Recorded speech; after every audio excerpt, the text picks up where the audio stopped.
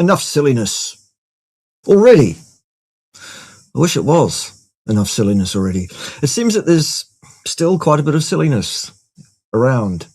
Today we're dealing with a video put together by the Emmerichs, which is entitled something very similar to Why Are People Becoming Diabetic on the Carnivore Diet? To which my immediate question is, are they? This will be interesting. The usual caveats, I haven't watched this through. I don't know what they're going to say, although I know what they're going to say because there's nothing new under the sun. And there is all of that.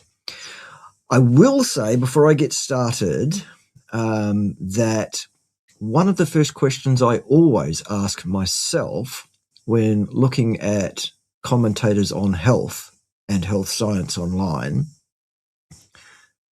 rightly or wrongly, one of the first things I always do is I take a good look at the people that are talking to me about health and health science, and I make an assessment, rightly or wrongly, based on the appearance of the people that I'm looking at, whether or not I would be likely to take health advice from those people. You've seen me do it before. Now, all of that commentary I've just made is nothing to do with anybody in particular at all. It's just something that I guess people can apply in their own lives in whichever way they think is appropriate. Having done that, having looked at a person to go, would I take health advice from that person?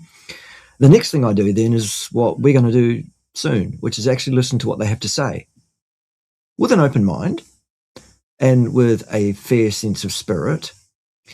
But with the guiding light, the absolute canon of truth, actual science, actual epistemology, actual disciplined communication about phenomenology, that which we see and observe.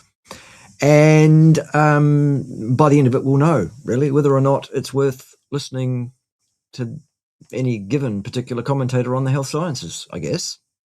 Won't we? Stick around till the end. That's what we're doing today. In the meantime, before we get into the Emmerichs and their views on diabetes and the carnivore diet, I don't think you are, Rick. Whoops, there you are. I don't think you are diabetic. Do you? Lame Norton has said recently too, apparently we get diabetes on the carnivore diet. Do we? Well, we'll cover that today, so stick around to the end. But before we do, I think that it's very important after this live stream, boys and girls, ladies and gentlemen, and super intelligent shades of the colour yellow, that we go and support the efforts of our little yellow friend over there on X, who is being not only argued with by a complete imbecile, who I spoke to personally on camera a few days ago, a bloke who was schooled by yours truly, who was absolutely lambasted and excoriated by yours truly regarding LDL and the causes and effects of heart disease. Surprisingly, not only did we not get the apology that was due from that individual by the end of that discussion, he's also, of course, shock horror, doubled down on his ridiculous, pustulous, excremental, ignorant, Dunning-Kruger dripping nonsense, and is painting himself out still to be a competent commentator on science, epistemology, and the causes of heart disease, among other things that he also clearly knows nothing about. So I think we should all go and support our little yellow friend over there on X and let little Terry know how we feel about his behaviour since being absolutely schooled by a competent scientist, that instead of learning his lesson and eating some humble pie and apologising as he should have done, instead, well, you'll see what he's doing over there. It's absolutely, you wouldn't believe it if you hadn't seen it yourself, I can promise you. So there is that. Anyway, let's see who is in the house. Deborah was first. Well done, Deborah. My title of my video is, Are we getting diabetes on the carnivore diet? To which the short answer apparently is no. I'll save you all watching the video, won't it? I think you should watch it anyway, though. And also comment on it, not only just in the live chat here, but also underneath the video later when it becomes a pre-recorded video. Make another comment over there for Al Gore and his rhythms. Share it around to your social medias so that people can see that I exist, because YouTube doesn't want people to see that. All the usual things. All of it's all helpful. And if you want to send me all your sats, you can do that, or even some of your sats, you can do that, so long as you replace them with new sats when you do that, so that you don't end up being like the pizza guy. You can also send me dirty fiat money if you like. I'll take it. While ever it still exists, I'll take it. In the usual fashions, you know how it goes. All of that. Also, before we crack into the Emmerichs, don't forget that Cerule products exist. There they are. That one there is an adult stem cell release agent. It encourages your bone marrow to release your adult stem cells to your bloodstream, upon which they do magics. It's amazing stuff. It does exactly what it says it does on the tin bottle. The next one there with the blue label, that one's an anti-inflammatory, which works on both the LOX and COX pathways without the pharmaceutical side effects that things like Panadol and things like that have. A paracetamol, for those of you that speak in other languages. And the last one there is a blood flow agent, which is an enzyme preparation designed specifically to target fibrin deposits in the microvasculature, i.e. the capillaries, if you know how to speak English, or the capillaries if you're American. Love you either way, by the way, and there's nothing you can do about it. But you should get those 3 products. You should get them in a wellness pack, because it's 18 to 20% cheaper that way. You won't pay the shipping as well, so that's a good thing. You can do that at the address, which is listed both on the ticker tape at the bottom of the screen, and also it's up on the screen there. It's bkaynutrition.cerule.com. Cerule spelled Cerule, if you want to get involved in that. It's great stuff. It does exactly what it says it does. I warmly support that product, and only that product. You'll notice there's no other product in the world that I've done a promotion for. That should tell you something. It's because I have discernment, and so should you. And when you're discerning as to what's what, you should discern who it is you should listen to for health advice. So while the Emmerichs are clearly well-meaning, their hearts are in the right place, I'm sure. Well, I hope they are. Whether or not they're actually credible, and whether we should listen to their health advice, well, we're about to find out, I guess. Aren't we, Ted? Yes! You go and twiddle the knobs. Who asked you? You did, Baldy! Oh, yes, I did, didn't I? Goodness. Right, well, let's carry on anyway, and let's listen to Maria and Craig tell us about the diabetes and the carnivore diet, though. This will be good. You're all excited. Good to see Field Marshal Dave in the house before we get going. Yep. Claire's in the house. Good to see you. A whole bunch of other bigots as well. Excellent. 127 people here. There should be more than that. I'm glad that all of you 127 people are here, but there should be, I don't know, 10 times that many people here. There really should. And the reason there isn't is because, Al Gore, rhythms, those kind of things. Anyway, right, let's not waste too much more time. Let's lol. Yes, lol. Right, let's crack on. Maria. Aloha, everybody, and welcome back. Aloha, thank you. To our channel. My name is Maria Emmerich, and this is my husband, Craig Emmerich. Mm-hmm. We have personally been working with clients for over 23 years now. Yeah, great, but should you have been? I just wonder what your qualifications are, either one of you. That's for another day, though. Helping them reverse type 2 diabetes, helping them with autoimmune conditions, Hashimoto's, Graves', you name it. We've seen it all over the past few years. I've seen quite a few things, too, over the years. And I want you to understand that some of those things I'm qualified to comment on. Only some of them. Yes, it is not a one-size-fits-all when it comes to diet. And to just say that you should eat sticks of butter on top of a ribeye every single day is ignorance. Okay, well, who says that? Because I don't. For sure. Everybody has to approach this with their own unique situation, their own goals, their own diseases and things that they're coming in with that may need to adjust their macros or adjust how they approach it. And despite what you may heard somewhere else, carnivores can get type 2 diabetes. Of course they can. But the title of your video is, why are carnivores getting type 2 diabetes? To which my response remains, so far, are they? And is that a result of their carnivore diet in some way? I'm hoping that given that you're making such a lofty claim, that either it's ridiculous clickbait and actually you're going to not provide any evidence of that whatsoever, in which case, well, you're done, or you're going to provide some pretty sound, pretty solid, pretty decent scientific backing for your claims, Maria and Craig. Shall we see? And we have plenty of testimonies, one of which... Oh, testimonies. Well, that's explicit then. I'll read for you. I did high-fat carnivore for 18 months. And Okay. According to whom, on the basis of what? Can we see some dietary records from this person, or is this just an anecdote there?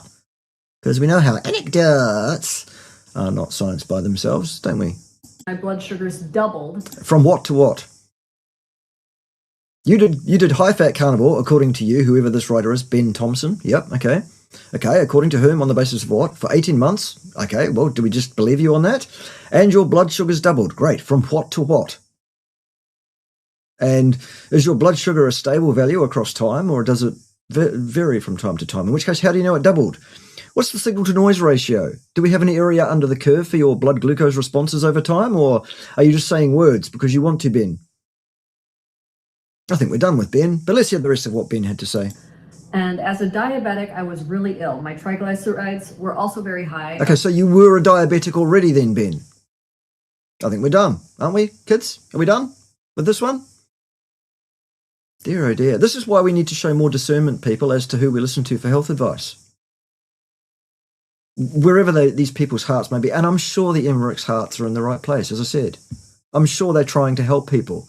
Nonetheless, this material so far already in the first minute is not of a standard that I would take remotely seriously. These are not people to whom I would listen for health advice. I'm sorry. I was diagnosed with non-alcoholic fatty liver disease. I was told by another well-known carnivore advocate. Well, who's that?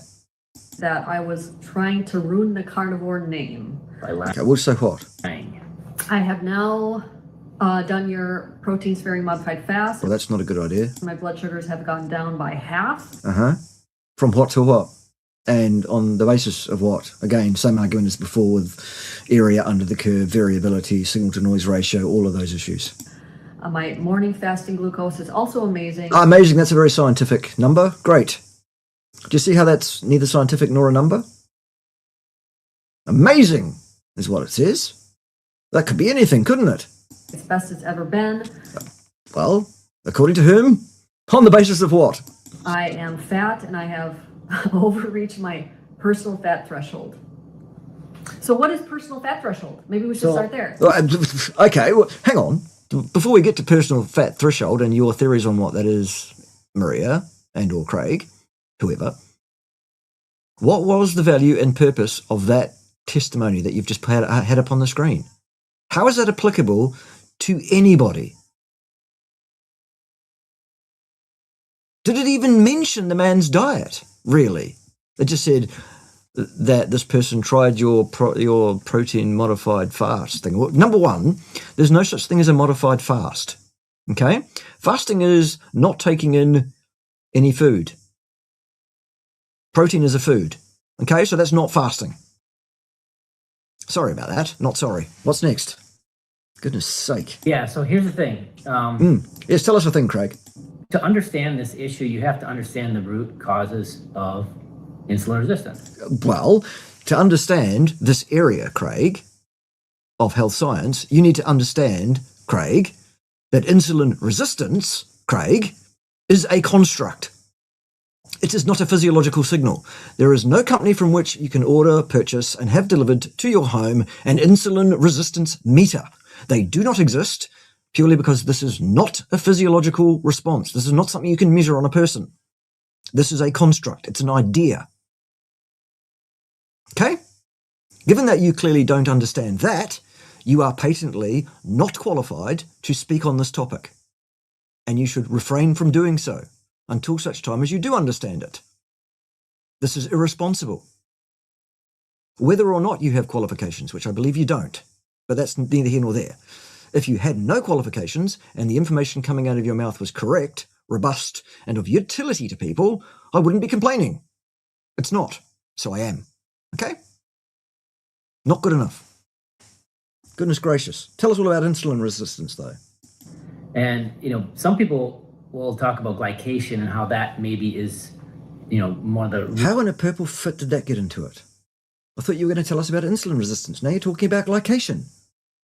Sure, there might be a connection between those two things. The construct, the idea of insulin resistance, which is falsely interpreted at large by the allopathic medicinal community and also by a large area of the academic fraternity, for want of a better term, underpinning that area. But that doesn't make it correct. Science is not litigated by consensus. It's not litigated by agreement. It's litigated according to a disciplined epistemology, a way of knowing things. Okay? Sorry about that. Not sorry. Root causes? Yes, root causes. Tell us about root causes. Good. Because to tell us about root causes, Craig, you'd need to understand cause and effect inference making, which means you'd have to understand the epistemology of science very, very well. And so far, you've said very little, but what you have said has shown us unequivocally, without any doubt whatsoever, that you don't have that knowledge, in which case you should not be talking publicly to people about this area of understanding. It's not a responsible thing for you to be doing. And in fact, under the law of tort, in most countries, you might find yourself in problems if you did give people advice. Okay? But the problem is glycation isn't a root cause. It's a symptom. A root cause of what? And who said it was a root cause of anything? I love it when people just come online and say words because they feel like saying words. It's great fun, isn't it, Ted? Yes! What words would you like to say, Ted? Bollocks! Speaking of which, you just get down there and twiddle the knobs and things. $5, love it. Thank you very much. I don't take any prisoners, you're quite right. Then you'd have to feed them. And Ted's already expensive enough to feed, frankly. Not to mention all the other waifs and strays I have around here on the farm these days. It's an expensive game. Be a farmer, they said. It'll be awesome. They said.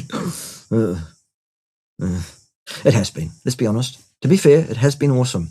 But it's also been a steep learning curve, and it's also had its problems, hasn't it? Yes, it has. Right. Anyway, thanks for the super chat. That $5 will go towards some electricity or feeding Ted's ego. Goodness gracious. And if you'd like to feed Ted's ego, go to X. Follow Ted. The address is down there on the yellow ticker tape. It's at HRH_Ted. And you can get involved in his discussions with little Terry.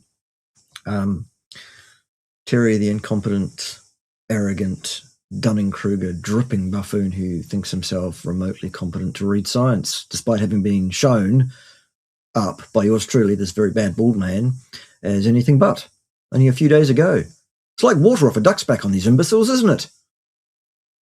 It's crazy. They pretend it didn't happen. It did. We've got the video evidence. And after this, if you haven't seen that, you should probably go and watch that, because it was a laugh-a-minute rip snorter for about 2 hours, wasn't it, kids? Right. Anyway, let's make some progress. Tell us all about glycation, although I thought you were going to tell us about insulin resistance. So which is it, Craig? It's a downstream issue of what's happening in the body. Right. So you're saying glycation is a downstream issue of what's happening in the body. You're right, Craig, it is. Glycation occurs because of too much carbohydrate in the system. Good. What's next? So what's the upstream issue? What's the root? Go on, tell us it's fat. Of the problem? Go on, I dare you.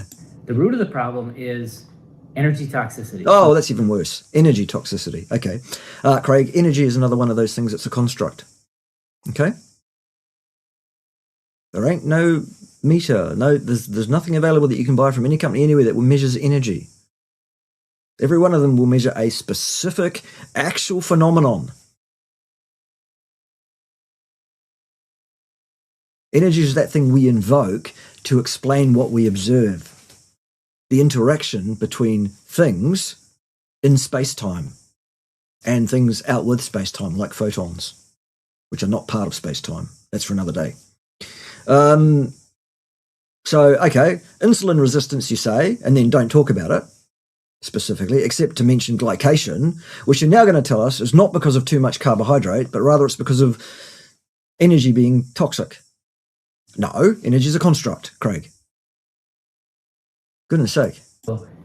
When your fat cells or your muscle becomes full. Full of what, Craig? So it's either the muscle's full of glycogen. Yeah. In which case, why would it need more glucose? Or the fat cells are full of fat. Yes. That's what they're supposed to do. Store fat to whatever level is required. And predominantly this is the fat cells, because there's a mechanism when your glycogen stores are full and you have too much carbohydrate coming in. That's right. Too much carbohydrate. Yes. There you go. You've identified the problem. Good. It can turn that into fat and then store it in the fat cells. Yes, it can do that. Yes, absolutely. What's your point? So there is a spillover mechanism there. Yes, that's right. It's not ideal, but it's still there. From a fat standpoint, you can't take fat and like turn it into a bunch of glucose. There's no. Yes, you can though, Craig. You absolutely can do that. The human body has all the pathways available to it to interchange between all sorts of things. Goodness gracious. Pathway for that. So once the fat cells are stuffed, that's when the big problems happen. And so what happens when the glycogen stores are full? The muscle starts to reject insulin because there's no more room to put glucose in them. Yeah, it's called the Randall cycle. It works for a reason. It's to protect the cell from the damage that it would suffer were glucose, which is too high in the blood, were that be allowed to pour into the cell according to its concentration gradient. That's why it's disallowed, to protect the cell from damage. Good.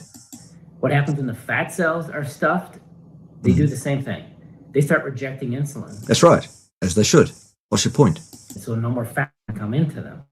And the pancreas starts to... Hang on. Fat does not require insulin to enter a cell, Craig. Glucose and protein, yeah, but not fat. panic, right? Because the pancreas' whole job is tightly control fuel in the blood. There you go. Tightly control fuel, yes. And its utilization, insofar as it's capable of doing. And when this happens, when these storage places are full, suddenly the blood glucose levels start to float up.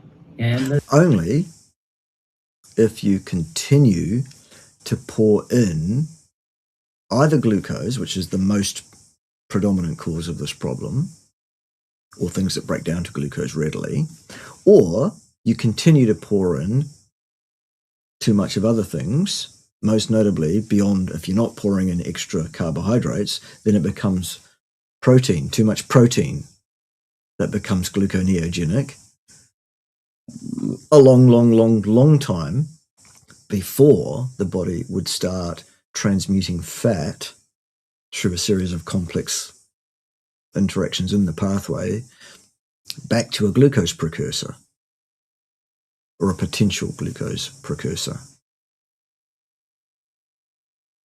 A lot of people think that many of the pathways in the metabolic system are one way and can't go back the other way.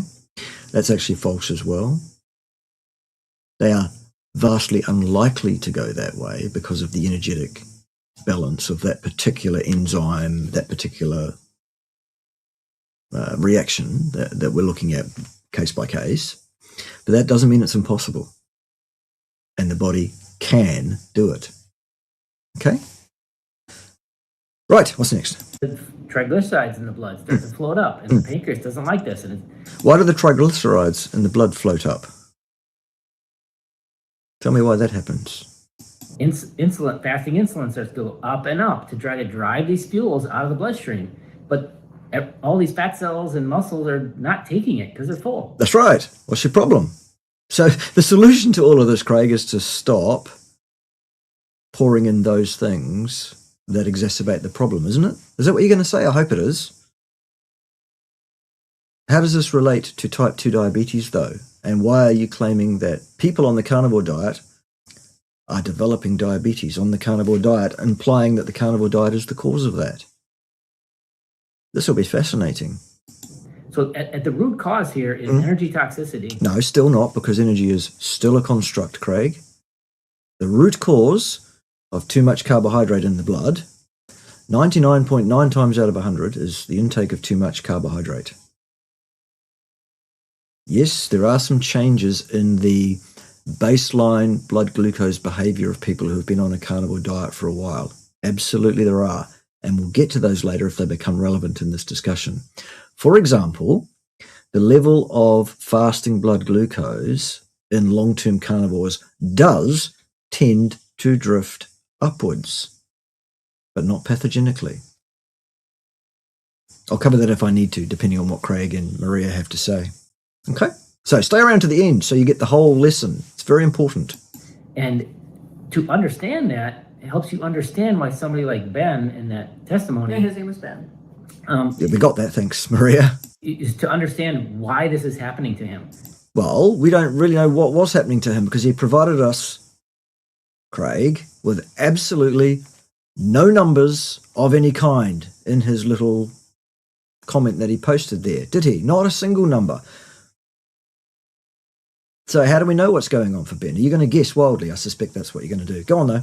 He was already at his fat threshold. What is that? You said you were going to define that. What is that? So he had a lot of fat cells that were stuffed and rejecting insulin and saying, I don't need any more fat stored in me. Again, still you don't need insulin to get fat into fat cells. I'm full. And what happens when you dump sticks of butter on that?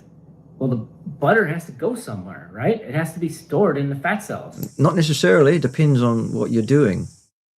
Because, you see, the body can use sticks of butter to provide for the metabolic motive force to do work.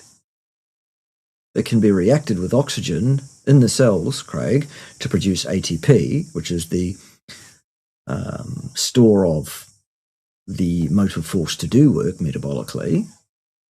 And the results of that are that stick of butter can be broken down to CO2 plus H2O. That's where it can go. It doesn't have to be stored necessarily at all, Craig. Goodness gracious.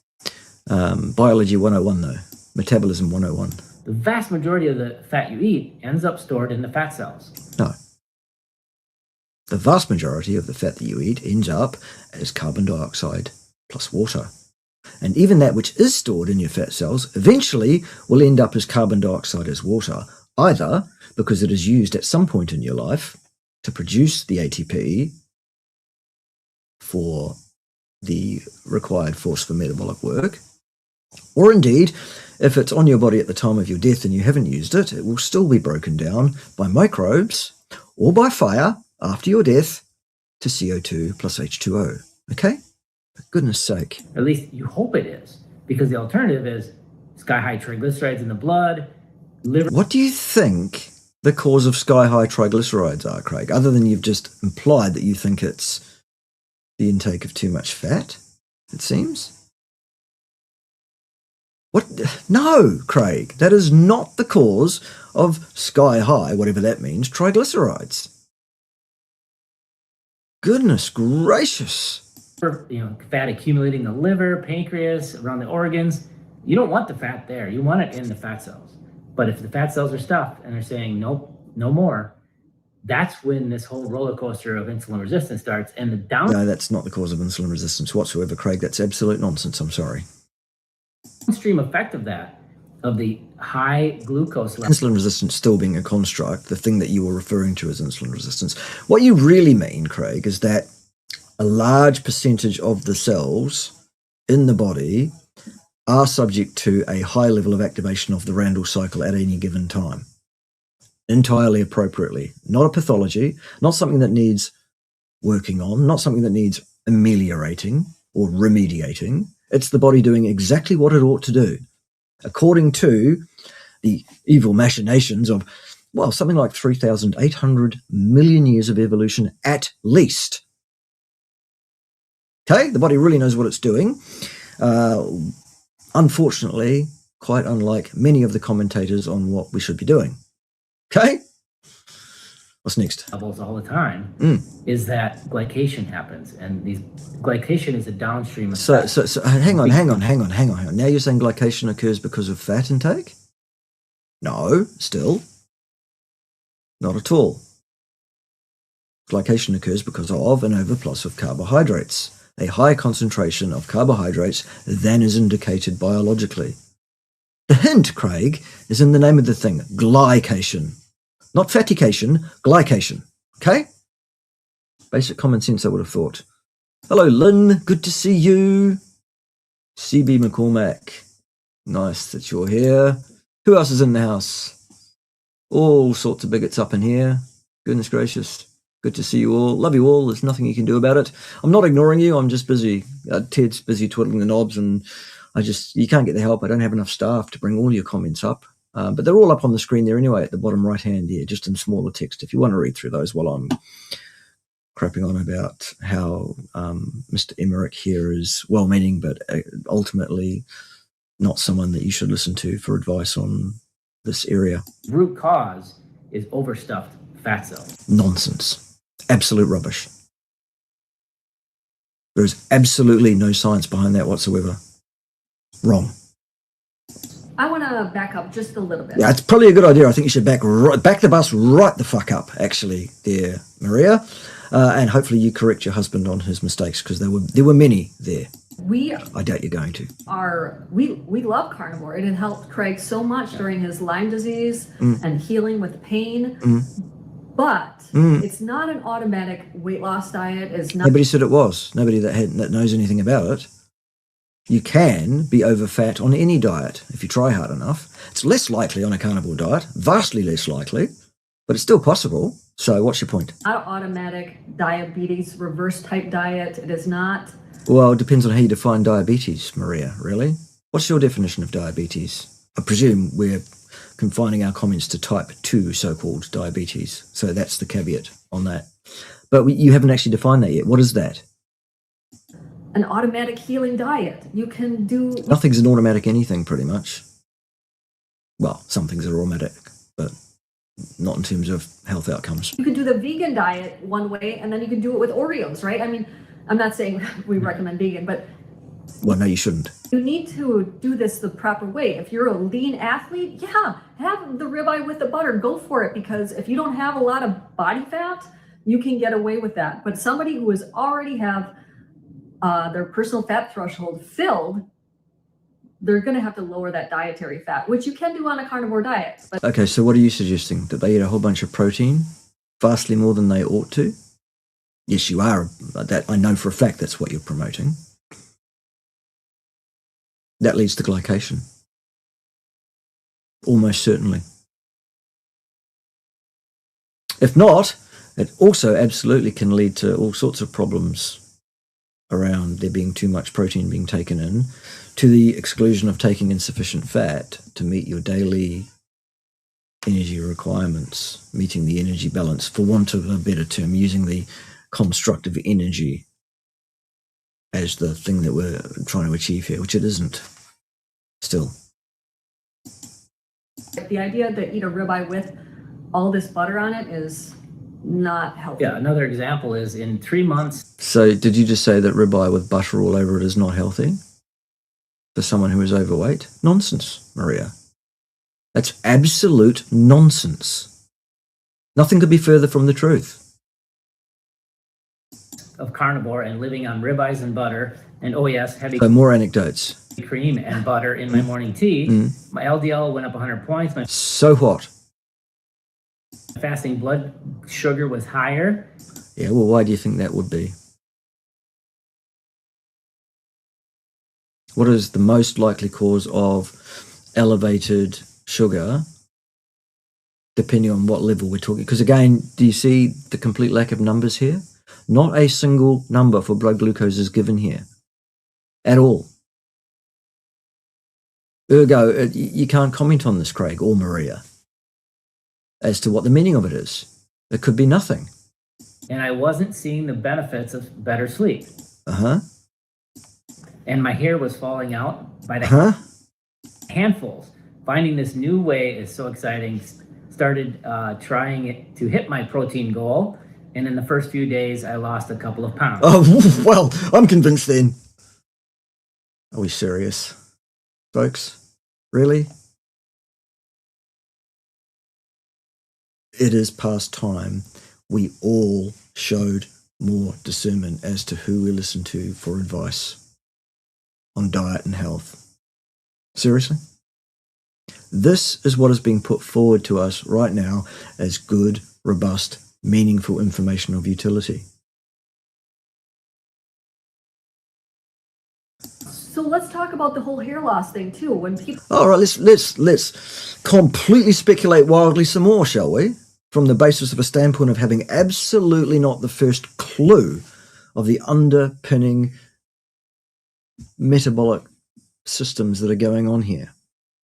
are like, "Oh, Maria, I tried keto, I tried carnivore, and I lost my hair." I was like, how much protein were you getting and how much fat were you getting? Because if you are primarily focused on So ignorant.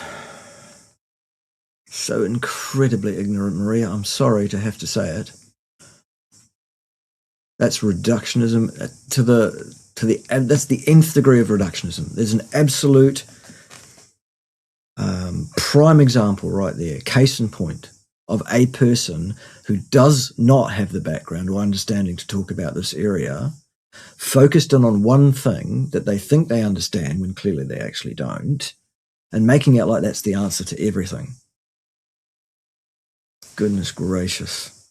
Simply not good enough. fat to get higher ketones or whatever it is. Why would you want to get higher ketones? When did that become the goal of anything, except people who follow the ketogenic diet because they think that's the goal? No. You will have hair loss because guess what? Your hair follicles, they are made up of amino acids. They need those amino acids and protein, and they also need Oh my God. Seriously? Just your hair follicles are made of amino acids, not a whole bunch of other things in your body as well. circulation, and this is where electrolytes come into play, which we can talk about later. Wow, you're all over the place, aren't you, you two?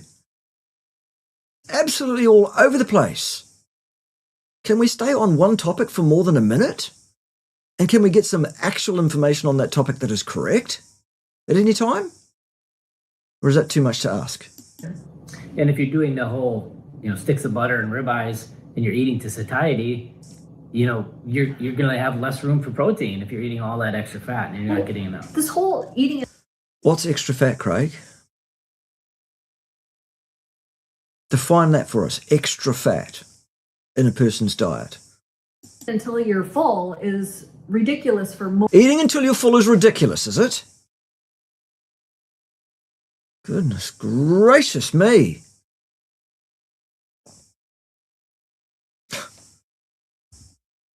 Most people because they have leptin resistance. Obese people, especially. Right, but someone who is not sleeping well, that is automatically going to set their hunger signal at a much higher level. They're going to have to eat a lot Not true necessarily at all. Another complete falsehood there. Not good enough. more to get that fullness signal.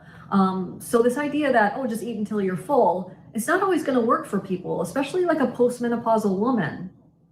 And we'll put a couple more testimonies up here. But Oh, well, that'll absolutely make your point. Do any of these have any numbers in them that we can even start to speculate with any kind of sense on? one thing I want to circle back on is in both of these cases we read, So no. Do you see any numbers there? Just anecdotes there. Just anecdotes, Papa. Papa. They're just anecdotes, Papa. No actual evidence of anything, Papa. Remember her? We don't. their glucose went up. Their fasting glucose went up. According to whom, on the basis of what? What was the reliability of that signal? What was the signal-to-noise ratio on that for that individual? Over what period of time was their blood glucose assessed? And how granular was that assessment? No? Okay. Significantly doubled. Significantly double. Double what? Double what? For Ben. Triglycerides too. So why would fasting glucose go up when eating carnivore? Well, I've covered that in great detail on my channel already, if you'd care to look. It seems you didn't care to look, Craig. Before imagining yourself competent to speak to the public about this topic, perhaps you should have done that. You have an opportunity to do it now. This is something that is very important. And All right, how many numbers are there? Any at all? of any value? No again? Okay, good. And it, as you know, other videos that are out there really talk about this, but not in the right way. Projection? So here's the thing about it. You have thing, Craig. To go back to the original mechanisms, right? Yes, which you don't understand, Craig. Clearly, you've shown that already. As such, you should not be making public commentary on this area. It's called incompetence. It's called unconscious incompetence because you don't understand that you're incompetent. It's covered by a thing called Dunning-Kruger syndrome, which you should go and look up, Craig, and learn. The original root cause is that overstuffed fat cell. No, it still isn't. It doesn't matter how many times you say that that's what the problem is. It still isn't. No. And if the fat cells are saying, nope, I can't. You've already said this, Craig, remember? Not that long ago, and it was wrong the first time. It's going to be wrong again. Go on, though. Store any more in me. And you got lots of fat coming in. Now you got really high triglycerides in the blood. No, not necessarily. The insulin's job is all fuels in the blood, not just insulin. Still, Craig, isn't particularly needed, or indeed needed at all, to transport fat into fat cells. Still. just glucose. It's got to control all the fuels in the blood. That's right. That's what it does. It controls things to the best homeostatic endpoints that it can possibly achieve, given the parameters in which you place those genes at any given time. It's really quite good at it. As I say, it's been doing it for a very, very long time. And so if there's a ton of fat in the blood... How much is a ton of fat? Because I know you don't literally mean a ton of fat, because nobody has a ton of fat in their blood, Craig. At all, do they? This is ridiculous. That puts an extra load on insulin, which means... God. Do you see why I get so frustrated, kids? Craig, no, it doesn't. That's not how the body works. Not at all. You are giving false disinformation out to people while at the same time presenting yourself and imagining yourself to be competent to speak on this topic, and you clearly are not. Not remotely. It's simply not good enough. You need to stop immediately and apologize immediately for giving false, dangerous disinformation to the public. You can't dispose of as much glucose. Right. So what should a person who eats a diet based on protein and animal fat do with respect to the intake of glucose then? Is this hard? That's what she said! He's here all week, twiddling the knobs. And the worse it is with energy toxicity, Still is a construct and still ridiculous. the worse that problem becomes, and fasting glucose will creep up and up because... No. It tops out at the homeostatic set point, Craig. It doesn't drift up and up and up at all, in fact. Where are you getting these ideas from? Because it's not from actual objective reality. Insulin's just, you can think of the triglycerides and the glucose as like a herd of cattle. You could, but that would be a pretty strange analogy.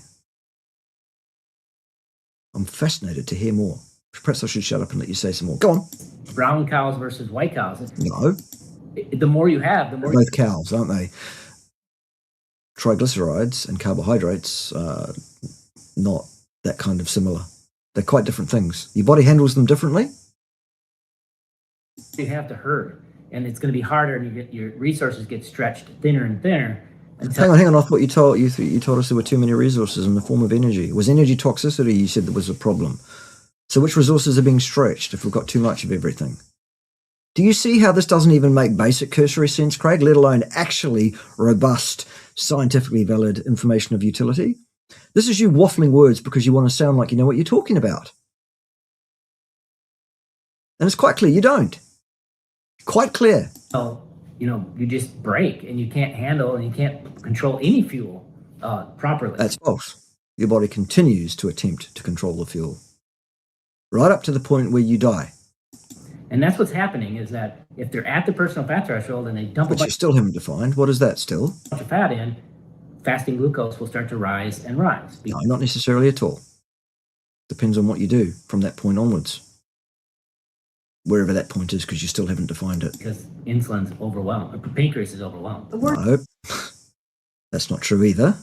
Another false statement. We're not trying to make this complicated. We're not trying to argue with anybody. We're not trying to make money off this video. Oh, aren't you? So is the monetization on this video turned off? Because if it's not, we've got a problem, haven't we? Tell you what should be turned off in terms of this video. It's visibility. I'd do that today. What we're trying to do is educate people so they can be... Yeah, but you're in no position to do so, love. I'm sorry. Neither one of you has the first clue of what you're talking about, patently.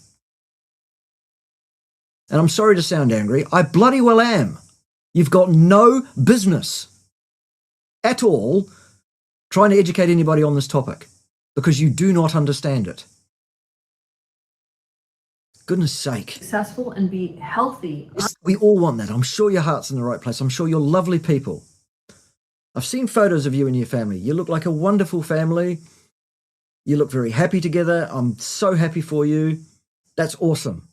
But for God's sake, stop with the nonsense. You are not qualified to give people advice. Stop it. On whatever diet they choose, but... And we're not anti-carnivore. I mean, No. I was carnivore for like 6 years, and we wrote the whole family did it. We wrote the carnivore cookbook like 10 years ago. 8-9 years ago before Which is it? That's great, isn't it, how married couples tend to talk over the top of each other? It's amazing. any of these people that you see online even were in carnivore. Right. So we know the benefits of carnivore. If you're not in carnivore anymore, you never really were a carnivore and you did it wrong. That's a joke. For those of you that don't understand, that's a joke. I'm taking the piss out of vegans who say that to people who leave veganism behind them. You should go back to carnivore, frankly. A lot of You really ought to go back to carnivore. You need to, well, again, you know, loathed as I am to point out the obvious, some nutrient might be of use. autoimmune disorders have big benefits. There's maybe bipolar conditions, certain other conditions, brain conditions. It's a very good tool for a lot of reasons, but it's not a magic. It's the species appropriate, species specific diet for Homo sapiens, human beings, Craig, all of us, still. One size fits all for everything. No, and this... Oh my God, seriously. It's just so ignorant, that comment. There's just no other way to describe that. It's absolutely unforgivably ignorant. It's waffle. It's propaganda. idea of just drinking heavy cream, eating the butter. We just want people Who to... said you should do that? Nothing but heavy cream and eat the butter. Who is suggesting that as a good diet? I certainly am not. Is anybody here suggesting that as a good diet? Please comment underneath the video that that's what you're suggesting so that we know who you are. Because you did it wrong and you never really were a carnivore. realize we want you to focus on the nutrients. And when you look at a stick of butter versus some sort of protein, An egg or beef, which Right. I'll put the chart here. right? If you have a lean steak versus a stick of butter, you're going to get so many more nutrients, all the nutrients you need for the day in that steak. The butter Yes, is tell us all about nutrients, Maria. going to have a little CLA, maybe some vitamin A, but that's about it. It's not going to have iron and zinc and selenium and all the things that you need to have hair growth, to have all of the things that you want for a healthy lifestyle. When we talk about animal proteins being one of the most nutrient dense foods you can eat, it's because of the protein part, not the fat part. Oh, absolute rubbish. For goodness sake, Craig. It has all those vitamins. Oh, like the bulletproof coffee. We also have a chart, which we'll put up here too, when people are like, oh, I fast until 2 or whatever. And I'm like, you didn't drink your calories at all? And they're like, oh, well, I had a bulletproof coffee, which has... Tell us you don't know anything about even basic physics. Why don't you? Calories, you say. Oh my God, are you serious? Hello, Coach Juliet. Good to see you. Oh, that cheesecake video was hilarious. Which cheesecake video? I don't know. Right, anyway, make some more progress, go on. Has 500 calories of liquid fat, which... No calories in any form whatsoever are consumed by the human body ever, not one. No, Maria. That is against the basic principles of physics, the first principles. It's against the laws of physics. You cannot consume calories, period. End of discussion. Let's talk about liquid fat and how fast it gets digested. Yes, let's. And then tell us what possible relevance that has to anything. It's going to really put those blood sugars high, but... Hang on a minute. Drinking fat in a liquid form will make your blood sugar really high, will it? No! God. Ted. Are you retarded? Thank you, Ted. He gets away with things I couldn't. Over on X. Check it out. It's hilarious. Absolutely hilarious. And respect his identity over there, for God's sake. He's a small stuffed yellow teddy bear. That's how he identifies. That's who he is. He's also a bit gobby. Much more gobby than I'm being these days. And that's probably, indicated. What I'm saying is if you would have a steak with some eggs, you're going to get the same amount of calories, No, you're not. Well, you are, because it's going to be none. None at all, still. A lot more nutrients, all of this muscle protein turnover, which you're not going to get with drinking a bulletproof coffee. And you're going to get... Who said you should base your diet on bulletproof coffee, for goodness sake? Other than Dave Asprey, who's an imbecile and not worth listening to. Who? It's nearly impossible to try and work out where you two guys are coming from. It really is. Because, well, you're just all over the fucking shop. Aren't you? Both of you.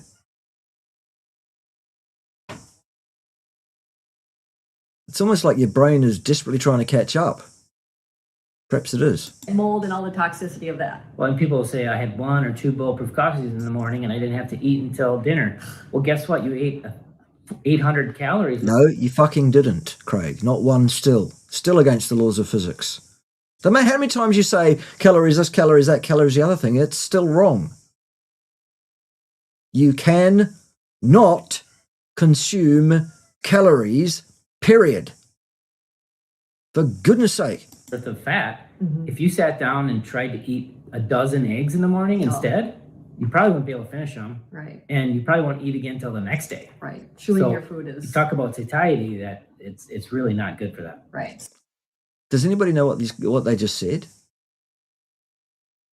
There? Was there any information in that sentence? I know I interrupted it with my own thoughts, but what did they say just then? Anybody help, please. So the point of this video is so you can be successful and, I don't know, just know the facts, know the truth. But well, in which case you wouldn't listen to these two. Clearly. Sorry. Not sorry. As I've said repeatedly, I'm sure your hearts are in the right place. Your knowledge base, your appreciation of the epistemology, the science, the underpinning metabolism is not up to scratch at all. Nowhere close. You didn't get into personal fat threshold. Can you tell people what that is? We kind of did talk a little bit about it. No, you really didn't. Oh, that's overstuffed fat cells. Okay. Overstuffed fat cells. Thanks. Wow. Good. I hope you've got more than that, Craig. But someone can be very lean. But the root, so yeah, Let me talk, wifey. Go on, Craig. What personal fat threshold tells you is that, I keep talking about the fat. I know how you feel on that, by the way. Fat cells being stuffed. Well, the fat cells, you might say, why don't you just make new fat cells? Well, you can. Everybody at a certain age, almost everybody, there's a few genetic We variants. can talk about that. Almost everybody stops making new fat cells after they're like a toddler. When you're That's completely untrue as well, Craig. Who told you that? Where are you getting these ideas from, mate? Because it's not from objective reality. It's not from the epistemology of science as we understand it. It certainly isn't from a competent biologist, someone that studied metabolism at length. Please tell me who's putting these ideas in your head. Or is it something you've made up for yourself? That'd be awesome. young, you tend to make lots of new fat cells, hyperplasia it's called, and then you stop and you just fill up and empty the fat cells you have. So everybody gets sort of a threshold of how many fat cells they have on their body. And if you think about it, it makes a lot of sense because, liposuction, if you could suck the fat out of one area and your body could just make lots of new fat cells in that same area again, liposuction won't work. But yeah, it still would. Hell are you talking about? Goodness gracious. Do you even know what liposuction is? liposuction does work because the body doesn't have that process after you're But age. when you get liposuction, you are more likely to get type 2 diabetes. Because you lowered the number of fat cells you have. Right. The less fat cells you have, The the faster more they're going to fill up. the faster they're going to fill up. And this Oh my God. It goes from farcical to laughable, doesn't it, kids? It really is quite stunning. Hello. Glad you're here. Love you. There's nothing you can do about it. Yeah. I'm not sure I'm sorting anything out. I'm just pointing to the vacuousness, the Dunning-Kruger, the ridiculousness, and the ignorance of these two. I just have to dispassionately say it like I see it, and this is just garbage. I'm sorry. Not sorry. It's what it is. is kind of known as the Asian paradox. They're usually very lean, but they also are the growing clientele with type 2 diabetes. It's because they don't have a lot of fat cells, but the ones that they have are stuffed full. I had a client who was 105 pounds with type 2 diabetes. Yeah, and how tall was this person? Because that gives us no idea of their body composition if you just give us their weight. Does it? She ignored it so long that she was having strokes at 32 years old. That's terrible. And she just had her first child. She's like, Maria, I want to live. Here's the problem. We are a vain society. And she said, I wish I would gain weight when I cheated because we don't change anything until it shows on the outward appearance. But she was killing herself. And Yes, I did absolutely see that Terry is doubling down on his ridiculous, pustulous, excremental, ignorant, Dunning-Kruger laced opinions on any number of topics. I'm yet to see him get one of them right, except for his disdain for Peter Attia, frankly. Terry gave me the impression that he was genuinely interested in learning where he's wrong and being teachable, only to go directly to the X platform after our debate the other day on this platform here and double down on his nonsense, lie, obfuscate, make himself out to be the competent of the two of us, and try to strawman poor old Ted. Among other ways, by refusing to accept Ted's identity over there. What a bigot. I think we should all go over there and tell Terry what a bigot he is for, well, not only for pretending that Ted is a living human being who happens to be me, which he's not. Are you, Ted? No, fuck that. Ted, language. But also for the fact that nothing that comes out of Terry's postings is remotely correct, valid, scientifically based, or competent, except for his disdain for Peter Attia. That'll be fun after this. Go and bomb the boy. It'll be fun for everybody except him. He'll love it. so personal fat threshold explains why you can have somebody 105 pounds that's insulin resistant, and you can have somebody that's 300 pounds that's not insulin resistant if they have enough fat cells and they're not all full yet. So Amy? Who's Amy? And why is Amy alive while I am? We can't be having that. Hello, Barley. Good to see you. Good to see you. Right. Very good. Yes, Ted is awesome. You're right. Not sure about Baldy, but Ted's great. Yeah. Yeah. Yes, indeed, indeed. Late? Goodness, you'll have to report to Ted after class down the back. Right next to that small guillotine. Yes. Oh, yes, that's what you meant. A pair of them. Yeah, they're not... I don't think these two are overtly evil with nefarious purpose, Dave. I just think they're just vastly... lacking in education and vastly lacking in an appreciation of where they're at and what they should and should not be doing. Neither one of these individuals has any business whatsoever giving any advice to anybody on any aspect of nutrition or health, clearly or patently. That's just my opinion. Doesn't have to be anybody else's. Of course, it has to be here on this channel because anyone that disagrees with me here is guilty of hate speech. And you're a bigot. We can't be having any hate speech here. That's the key. And the other thing that this explains too, the personal fat threshold, is that how insulin resistance can be rapidly reversed. And that's right. The thing that you're referring to as insulin resistance can be rapidly reversed. Absolutely. Yes.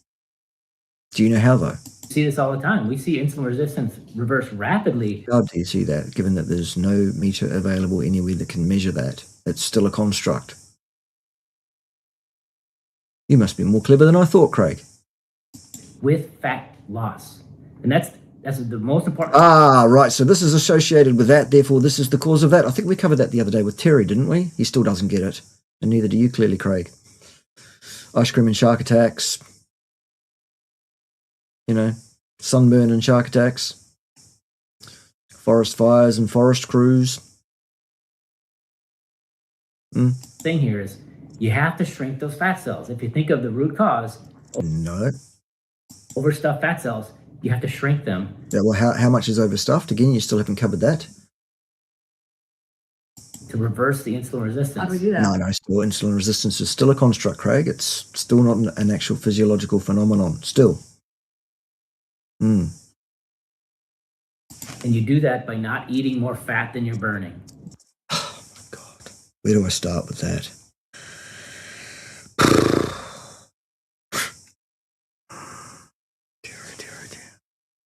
You all know. I don't think I need to spell that one out. Right? And so... No, wrong! Not right. Saying something wrong and then saying right after it doesn't make it right, Craig. It's still wrong. You moderate the dietary fat down a bit. Don't add the sticks of butter and all that craziness. And all that craziness. Are we done listening to the Emmerichs? I hope we are. Not because they're bad people, but because they're giving bad information, disinformation. Inappropriate disinformation to people. And you're going to start burning more of your body fat, and that'll shrink the fat cells, reverse the insulin. Not necessarily, Craig. It's a rich tapestry, isn't it? Ins and outs. Mass in and mass out is a very complex thing. Mass in and mass out is just a descriptor of what has happened, retrospectively. It doesn't explain why it happens. And eating less fat is usually not the answer to having less fat stored on your body. In fact, actually, when you take the full gambit and range of things that affect how much fat is stored on your body into consideration, which would require you, Craig, to have a full understanding of that, which you don't have. Okay? Insulin resistance. We see A1C, which measures the average blood glucose over approximately 3-month period. That's not what it does, in fact. That's just a parsimonious description, which is actually fundamentally false, in fact. We've seen A1Cs go from like 10 to 5.6 in 3 months. By doing what, though? Which means it went down so fast, following protein sparing and our different methods that we recommend, that within weeks, it was down almost to normal. Right. So this is a group of people that you took from what kind of diet to what kind of diet. What were the factors that were probably likely to be causal in any change in the A1C value? You haven't actually supplied us with any idea of that, Craig, and that's probably because you don't have any idea why it is. Okay? But with protein sparing modified fasting. This is not something you have to do, but it is a tool that we use instead of water. There are a lot of tools around, aren't there? Tools everywhere. Fasting, because the muscle loss that happens with water fasting, what you want to do to reverse insulin resistance and type 2 diabetes is to maintain or gain muscle. And it's really... It's a tool that is really helpful for... Do you see how she was in the middle of a sentence there, Craig? Stunning. Absolutely fucking stunning. Sentences end at the period, at the full stop at the end. That's when it's your turn to speak, not before. Okay? Goodness sake. Those at their fat threshold. Because if we are at the fat threshold, I'm allowed to interfere in the middle of a sentence because, well, people are wrong on the interwebs. That's my job. You are sat next to your wife. Let her speak when she says something. Whether it's right or wrong, leave it to others to correct her. I'm happy to do so for you. Anyways, it's just a bit of basic help for you there. You need to shrink the fat cells rapidly because there's no place to store Oh, you don't need to do that at all. In fact, that's yet more nonsense. this fat. And so a protein sparing modified fast, adding a few days of that for those people is a really good tool to rapidly shrink the fat cells in the beginning. Tell them a quick story about Tyler and how he was able to grow. Yes, tell us more stories. Just anecdotes, though. Just anecdotes. More fat cells. Yes, and so, I said earlier that, there's genetic variants where there's a handful of people out there that can continue to make new fat cells, hyperplasia, keep making new ones when they get older. And one of them is Tyler. This is a picture of Tyler. He was, I think, 500 and... It's written on the goddamn picture, Craig. 65 pounds, or I'll put the actual number on there, but he was almost 600 pounds at his Okay, you put that on there later.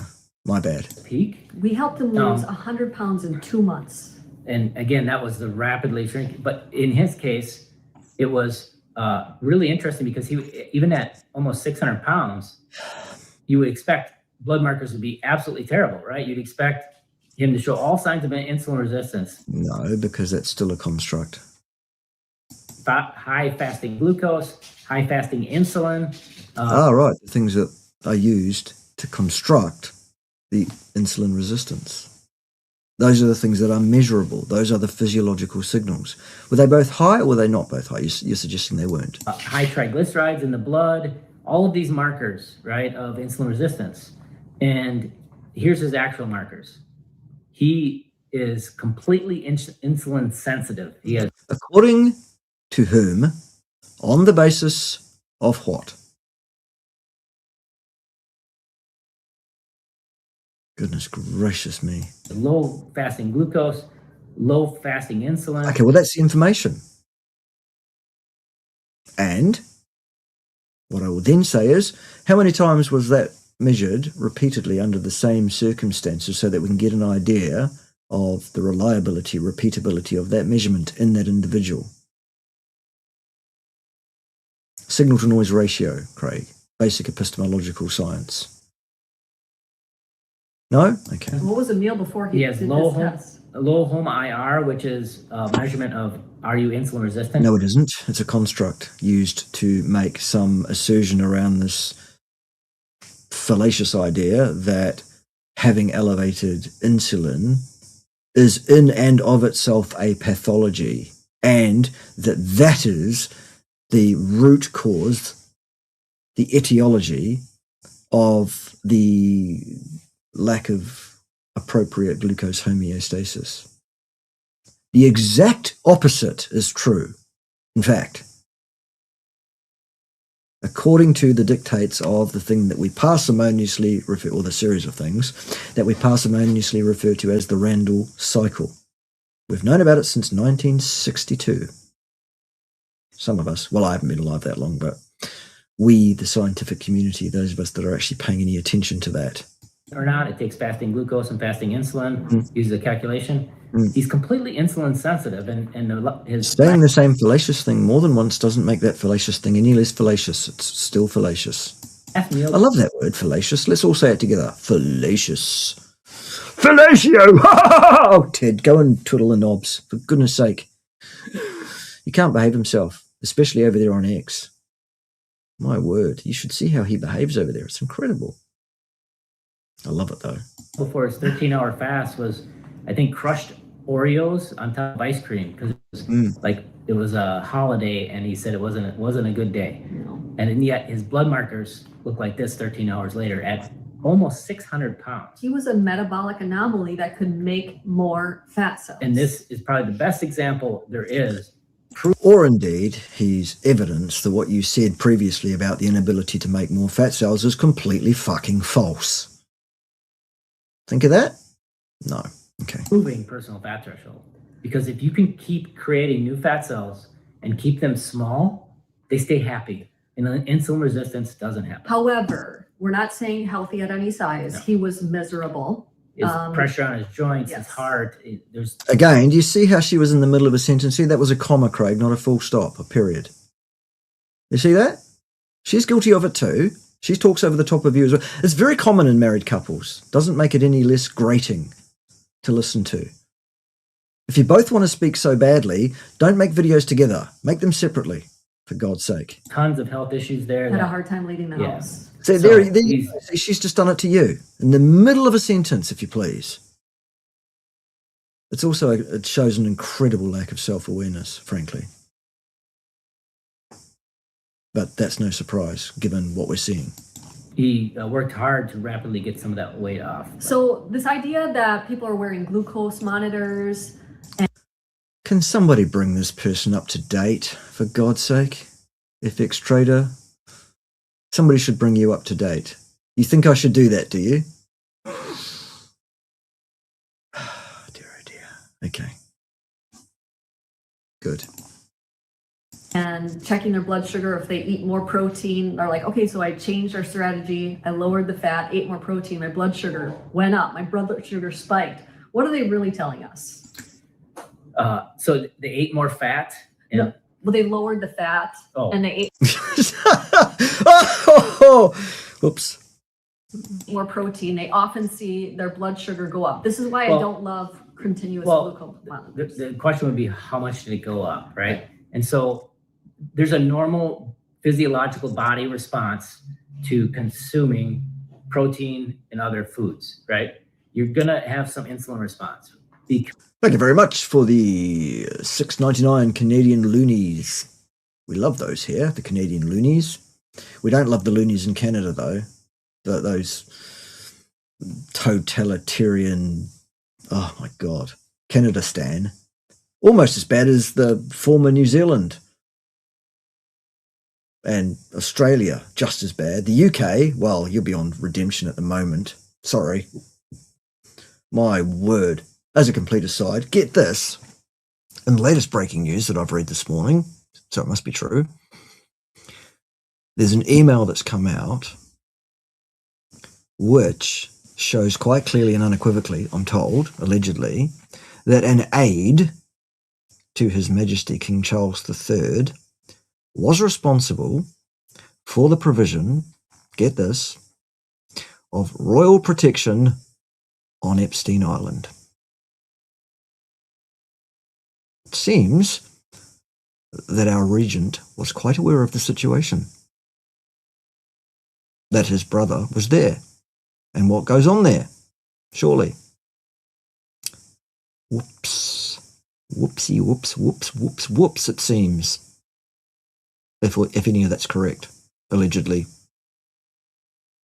Oh dear. Okay, right. Anyway, that's for another day. For this day, we're dealing with Craig and Maria still.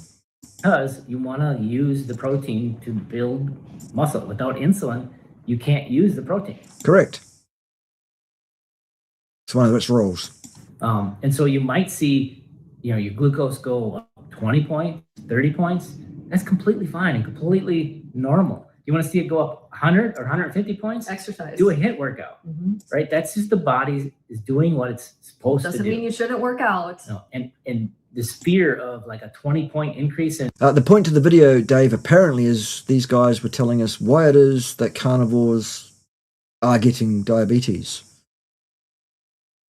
To which there's been a massive amount of waffle, obfuscation, false statements, erroneous, fallacious nonsense, but no actual explanation of why they're getting diabetes except, your fat cells get too fat, though, from eating too much fat, though, which we all know is absolute pustulous nonsense of the highest order and not correct. Yes, they are fake news. Fake news! Yep, I agree. That's why I made this video. And by the way, I got a lot of requests to make this video in the last 48 hours or so. You wouldn't believe how many emails I've had from people saying, deal with this. Wow. I see why now. Okay, carry on. And blood glucose after a meal is just crazy. But the numbers you really want to look at would be the HOMA-IR, what Craig mentioned earlier. No, not at all. False. And this is going to be your fasting glucose and your fasting insulin. Those are the numbers you should be looking at in the context of the situation at that time. Nothing to do with IR, nothing to do with HOMA, nothing to do with any of that. Those are the numbers you should look at, the things you could physiologically measure on a person. And it's not just their insulin level at that time. You need an area under the insulin curve, which means repeated measures granularly, or less granularly and more continuously, actually. The same is true of the glucose. In fact, okay, that's not done anywhere though, is it? And it's divided by... We'll put the equation below, or calculator below. And also what people don't realize is when they do have a very high fat meal, like a stick of butter on a ribeye, the insulin tail is going to be very long. So the blood sugars the next morning are often very high. Yeah, so what... Blood sugars in the morning are generally higher than at any other time. It's called the dawn phenomenon. That's normal, actually.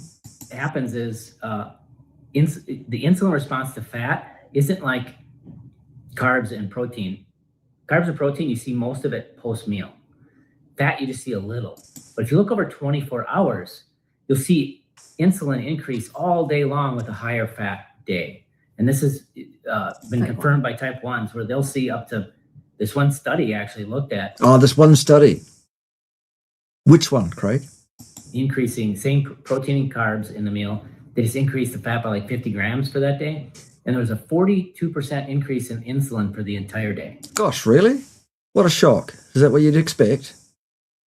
Because that whole baseline increases, because again, pancreas has to deal with fat as well as glucose. Yeah. So and the other thing I was going to point out too, and this is back to the post-meal insulin, people worry about a 20 point spike of glucose after a meal. And here's the thing that people have There's something funny there. to understand. If you look at Tell us what we need to understand, Craig. Are you serious, mate? The sad thing is you are. This has got to stop. This has got to stop today. Okay? This is not okay, kiddies. None of this is remotely okay. Neither one of you should be telling anybody whatsoever about anything. Neither one of you is competent remotely. people eating low carb, about 80% of your daily insulin requirements are for fasting insulin, and only 20% is the insulin after a meal. So that fasting insulin is way more insulin all day long than anything with meals. Even if you eat more protein and you get 20 point increase in glucose, that's still in the noise when it comes to how much insulin is being produced all day. The fasting insulin is the most important one. And what raises fasting insulin? Stuffed fat cells. Nonsense. Absolute, utter garbage. Not true. Not true at all. That's that insulin going up, up, and up when the fat False, false, and false. Again, still. You've said this already, remember? Still false. cells stop accepting the fat because they're full. Do you have your presentation on YouTube for that fast? Yeah, we can link to that. Yeah. Oh, God, please don't. Nobody should be listening to these two on anything related to health, nutrition, diet. endocrine studies, any of this stuff. Absolutely, these are the last people in the world just about that you should listen to on those topics. Do that because that was fascinating. I loved it. So if you personally have experienced...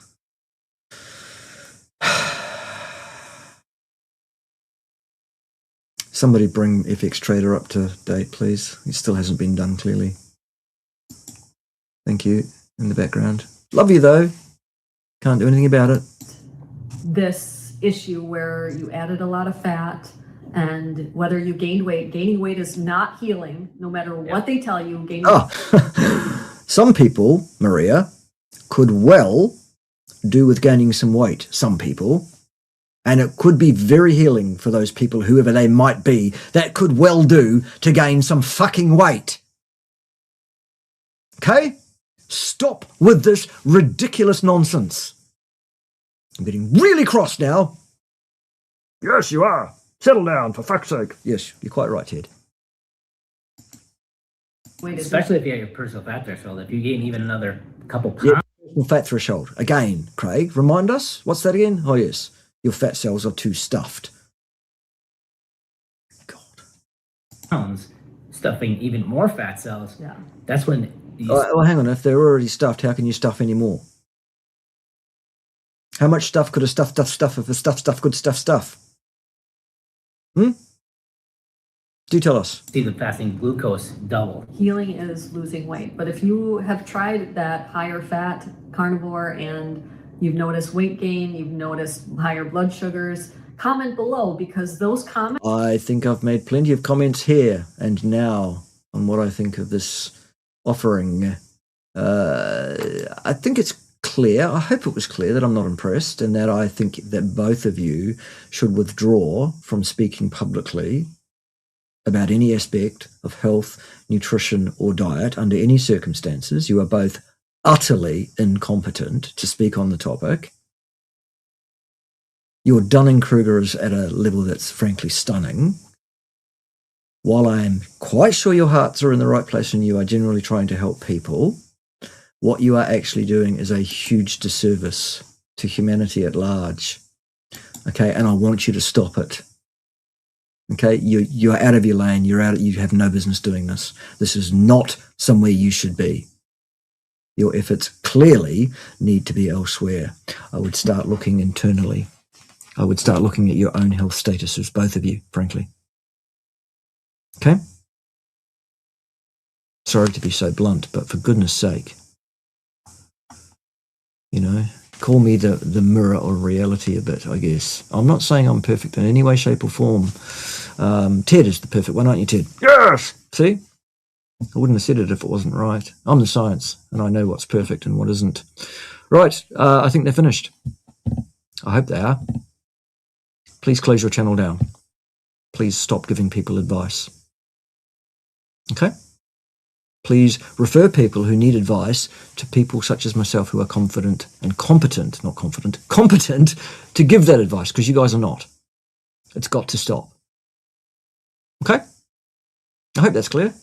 It's nothing to do with my feelings about either one of you personally. I have none. I haven't met either one of you, and I don't intend to at any stage. This is purely about the quality of the disinformation that you've put forward in this video. It was quite stunning to me, quite shocking, the level of how bad it was. I was warned. Somebody that, one of the many people that emailed me and asked me to cover this video said, you're going to get cross. It's going to be because it's bad. It's really bad. Well, it was. They were right. Yes, indeed. Gasp. Gasp, indeed. All right. Right. So there it is. I guess, oh, hello, Jonathan. Good to see you. I hope things are going well, or as well as they can go. Yes. Yeah, apparently, Dave. Incredible. All right, anyway, you know how it goes at the end of the show. What we do is we sing the little song, don't we? So why don't we sing the little song? You're very welcome. That's why I'm here. The song will tell you what it is that you should have for breakfast. And then we'll all know, for anyone that isn't sure. It goes a bit like this. Steak and eggs and eggs and steak. That's what you should have for your breakfast. delicious eggs and steak and eggs. Just making sure you heard. I think they got it, Ted. Join me next time when someone will be wrong on the interwebs, because it really does not look like slowing down anytime soon, does it, Ted? Ted? Are you right, son? Join me next time and find out whether Ted survived it. Frankly, I think he's had apoplexy. Right. Hit the button, Ted. Anytime.